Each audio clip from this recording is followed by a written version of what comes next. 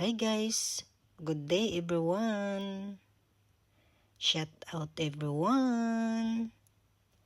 Ayan. Hashtag preparing the beams and the post in this side. So, ayan guys, nag-transfer na sila dyan dahil hindi nila naisabay kasi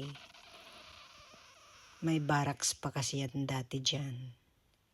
So, busy yung mga boys sa paggawa ng mga poste at beams natin dyan na side. Yan. So, pag nabuhusan na yan, okay na yung ating second floor guys.